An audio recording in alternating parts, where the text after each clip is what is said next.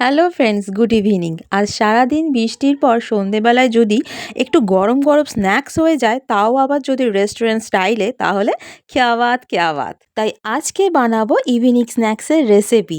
তার জন্য প্রথমে ড্রাই রোস্ট করে নেবো 3 রকমের গোটা মশলা, ধনে, জিরে, মৌরি। রোস্ট করার পর গুঁড়ো করে রেখে দেবো রেসিপির জন্য। আর এদিকে আমি মটর ডাল ভিজিয়ে রেখেছিলাম ওভারনাইট, বড় বাটির 1 বাটির মতো। আর লাগবে 2টো পেঁয়াজ, ঝাল অনুযায়ী কাঁচা লঙ্কা, 1 মুঠো রসুন আর 1 টুকরো আদা।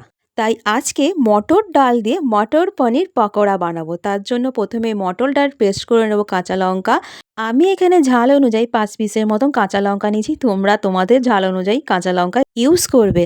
আর নিয়ে নিয়েছি 1 মুঠো গোটা রসুন, আদা আর স্বাদ অনুযায়ী নুন দিয়ে বেশ ভালো করে পেস্ট করে নিতে হবে একসাথে। এখানে আরও একটা কথা বলে রাখি, আদার পরিমাণ কম থাকবে আর রসুনের পরিমাণ বেশি থাকবে। আদা যদি 1 চামচ হয়, রসুন হবে 2 চামচের মতো, তাহলে টেস্টের ব্যালেন্স ঠিকঠাক থাকবে।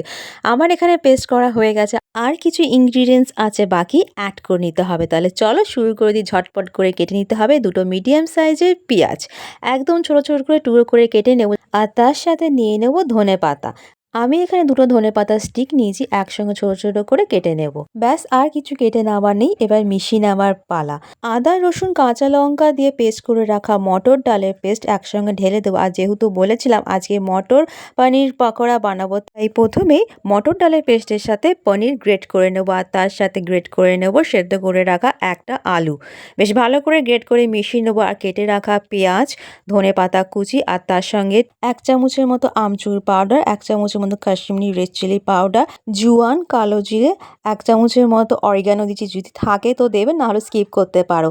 আর দিয়ে দিয়েছি 1 চামচের মতো ঘি, বেশ ভালো লাগবে টেস্টের ক্ষেত্রে।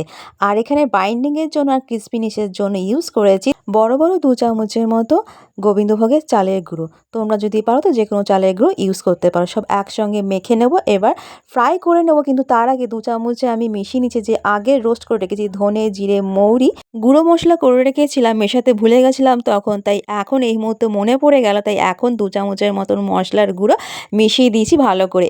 নানা রকম স্পাইস দিয়ে মেখে রাখা মটর ডালের পেস্ট ভালো করে বলের মতন গোল করে নেব।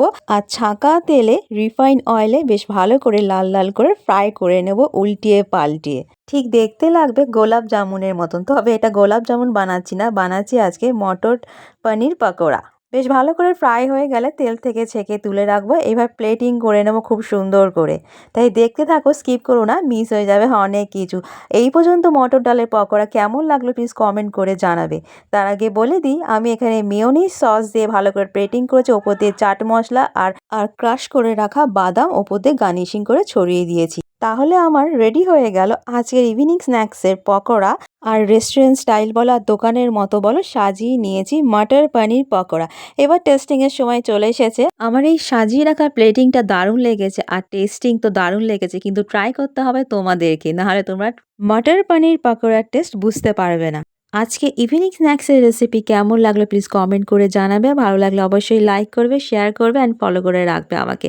আজ তাহলে আসি, দেখা হবে আরও একটা নতুন রেসিপির সাথে। তখন সুস্থ থেকেও, ভালো থেকো, সাবধানে থেকো। Bye bye.